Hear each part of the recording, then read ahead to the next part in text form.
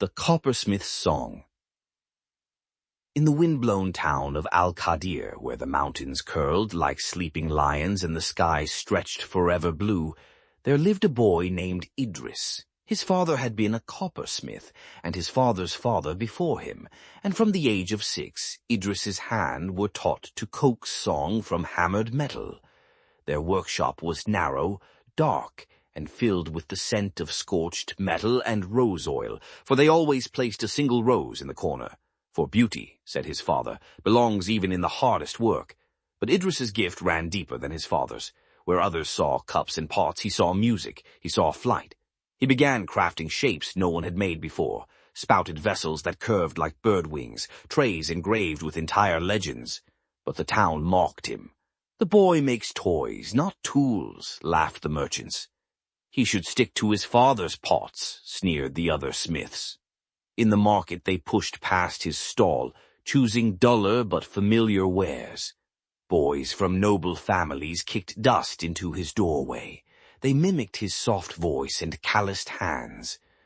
The dreamer with copper dreams, they called him, as if it were a curse. Idris said little. He returned each evening to the workshop and whispered to the copper as he worked.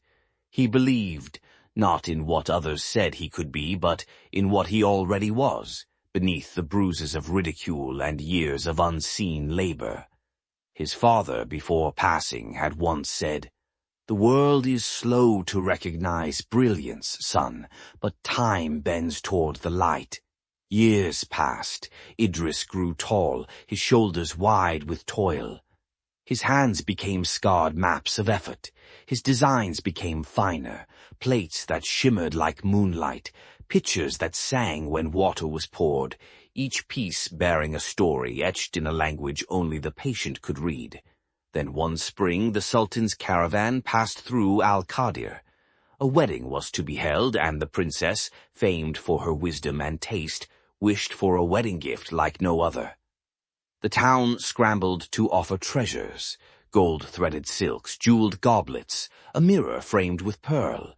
Idris, silent and steady, brought forth a single copper box, small, unadorned, laughed at by all. "A beggar's offering," spat the head merchant. But when the princess opened the box, the laughter died.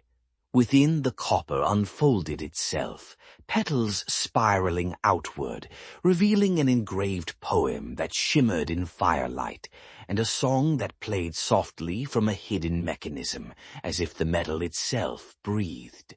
The design spoke of love enduring beyond storms, of the strength in gentleness, of unseen beauty. The princess wept. "Who made this?" she whispered. The governor of Al-Qadir, red-faced, gestured weakly. "A local coppersmith." "No," said the princess, her voice like rain on stone. "A master, a poet of flame and metal." The Sultan himself summoned Idris and named him royal artisan of the court.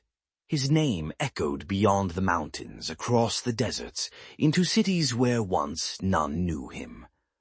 The bullies, they bowed their heads. The merchants, they displayed his works in their finest windows. The boys who had kicked dust at his door now sent their sons to learn from him. But Idris remained in the same workshop, still placing a rose in the corner each morning. When asked why he stayed, he only said, "Excellence does not grow where eyes are many. It grows where the soul insists." And in the town of Al-Qadir, they no longer called him dreamer in mockery. They called him the one who turned copper into glory and silence into song.